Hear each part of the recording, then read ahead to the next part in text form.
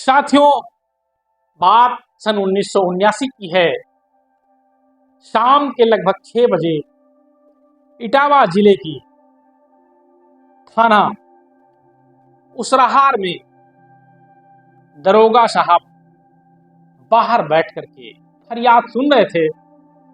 बहुत सारे फरियादी आ रहे थे और जा रहे थे। किसी की एफआईआर लिखी जा रही थी, किसी की नहीं लिखी जा रही थी।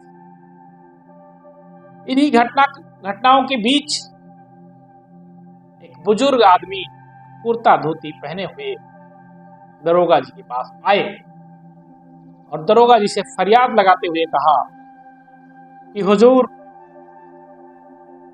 मैं अपने घर से बैल खरीदने के लिए पैसा लेके निकला था। रास्ते में मेरे पैसे की चोरी हो। कृपया एफआईआर दर्ज करने की कृपा करें। इस पे दरोगा जी ने हंसते हुए कहा कि इसकी क्या गारंटी है कि आप पैसा लेकर निकले थे और आपके पैसे की चोरी हो। तमाम मान मनौवल और बातचीत के बाद दरोगा जी ने एफआईआर लिखने से मना किया और वो बुजुर्ग बहुत मायूस होकर के वापस जाने लगे। थोड़ी दूर चले ही थे कि एक सिपाही ने उन्हें आवाज देकर बुला लिया और कहा कि यदि आप कुछ खर्चा करने को तैयार हैं तो आपकी एफआईआर लिखी जा सकती है। बात शुरू हुई और जाकर के तय हुई 35 रुपए में। 35 रुपए में आपका एफआईआर लिख दिया जाए।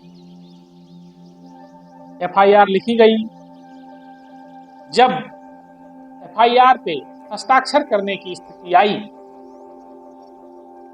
तो सिपाही ने बुजुर्ग व्यक्ति से पूछा कि आप अंगूठा लगाएंगे या हस्ताक्षर करेंगे। उन्होंने अंगूठा लगाने का संकेत किया। उनके सामने स्याही का पैड आ गया और अंगूठा लगाने के लिए कहा गया।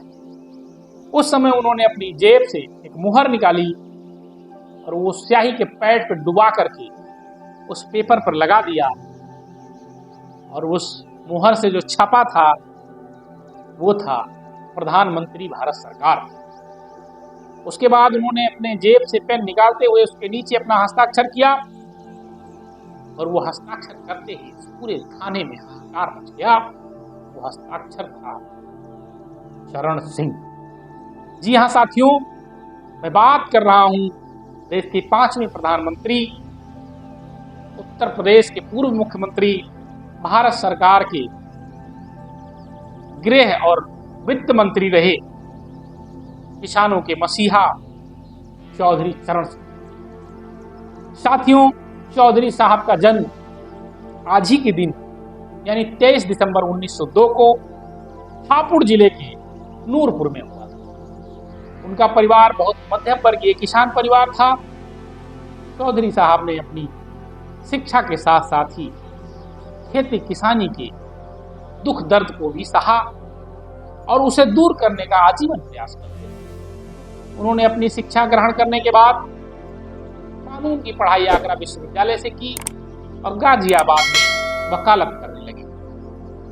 उसी समय स्वतंत्रता आंदोलन चल रहा था और संपूर्ण स्वराज की मांग से प्रभावित होकर के उन्होंने कांग्रेस में अपनी सदस्यता ली। उसके बाद सविनय अवज्ञा आंदोलन में भाग लिया, जिसके कारण उन्हें जेल जाना पड़ा। जेल से वापस आने के बाद वो गांधी जी के नेतृत्व में स्वतंत्रता आंदोलन में भाग लेते रहे और अनेकों बार जेल गए। आजादी के बाद वो छपरौली से अनेकों बार विधायक रहे, उत्तर प्रदेश के मुख्यमंत्री बने और देश के प्रधानमंत्री बनने का भी सौभाग्य मिला। 1952 में उत्तर प्रदेश जमींदारी उन्मूलन अधिनियम जो पारित किया गया वो चौधरी साहब के दिन। चौधरी साहब को उनके महान कार्यों के लिए हमेशा याद किया जाता रहा। राष्ट्रीय कृषि विकास बैंक नाबार्ड की स्थापना उन्होंने की किसानों के हितों की रक्षा के लिए और गांव और गरीब हितों की रक्षा के लिए वो हमेशा संघर्ष करते रहे। उनकी ईमानदारी की घटना, ईमानदारी की चर्चा हमेशा होती है उसमें एक घटना का जिक्र आता है। चौधरी साहब जब उत्तर प्रदेश के मुख्यमंत्री थे, उस समय कोटे में स्कूटर मिला करता था। उसके लिए उनके एक रिश्तेदार ने उनके पीए के माध्यम से दिल्ली से कोटे का एक स्कूटर मंगवाया। वो स्कूटर लखनऊ आया और उनके रिश्तेदार उसे लेने आए। उन्होंने सोचा कि क्यों ना चौधरी साहब से भी मुलाकात कर लिया जाए। जब वो चौधरी साहब से मिलने गए, चौधरी साहब ने उनसे पूछा, आने का कारण जानना चाहा, तो उन्होंने पूरी घटना का जिक्र किया। इस पर चौधरी साहब ने अपने पीए को बुला करके फटकार लगाते हुए कहा कि जो व्यक्ति उत्तर प्रदेश में नहीं रहता है उसको कोटे का स्कूटर कैसे मिलेगा। और उन्होंने तत्काल उस स्कूटर को वापस करवाया और अपने रिश्तेदार का पैसा भी उनको वापस करवा दिया। ऐसे ईमानदारी की प्रतिमूर्त थे चौधरी चरण सिंह। साथियों, उनके मतभेद हमेशा कांग्रेस में रहते हुए उनके मतभेद पंडित जवाहरलाल नेहरू और इंदिरा गांधी से बने रहे। इससे व्यथित होकर के उन्होंने कांग्रेस छोड़ दिया और अपनी पार्टी बनाई। 1975 में जब इमरजेंसी लागू हुई, उनको भी जेल जाना पड़ा। जेल से आने के बाद 1977 के आम चुनाव में उन्होंने जनता पार्टी का समर्थन किया और मोरारजी देसाई साहब की सरकार बनवाई और उसमें मंत्री बने। 1977 में भी साथियों 1977 में ही इंदिरा जी को जेल जाना पड़ा।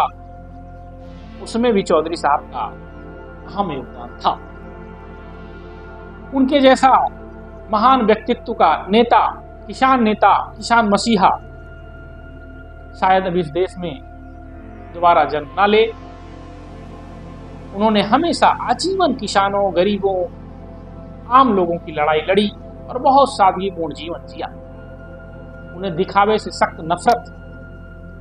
ऐसी महान विभूति ने 29 मई 1987 को इस संसार से विदा ली। उनके राजनीतिक विरासत पर अनेक राजनीतिक दलों का गठन हुआ, जिसमें बीजू जनता दल, राष्ट्रीय जनता दल, जनता दल यूनाइटेड, लोक दल, राष्ट्रीय लोक दल एवं समाजवादी पार्टी प्रमुख।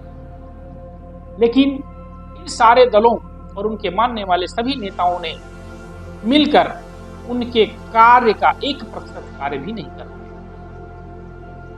साथियों, हालांकि उनको देश की सर्वोच्च कुर्सी प्रधानमंत्री बनने का भी अवसर मिला और 28 जुलाई 1979 से 14 जनवरी 1980 तक देश के प्रधानमंत्री रहे। लेकिन ये देश का दुर्भाग्य रहा कि उन्हें एक दिन भी संसद में कार्य करने का अवसर नहीं मिला।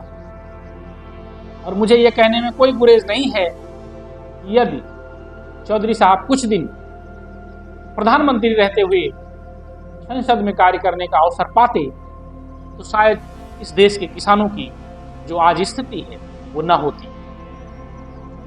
साथियों, चौधरी साहब की जन्मदिन पर, जयंती के अवसर पर उन्हें सच्ची श्रद्धांजलि यही होगी कि विचारों को आगे बढ़ाया जाए और देश में गांव की स्थिति में सुधार लाया जाए, गांव, गरीब और किसान को खुशहाल बनाने का प्रयास किया जाए। हम ऐसी उम्मीद करते हैं कि चौधरी साहब की विचारधारा पर चलने वाला कोई किसान नेता जल्द ही इस देश में आएगा और उनकी विचारधारा को आगे बढ़ाएगा।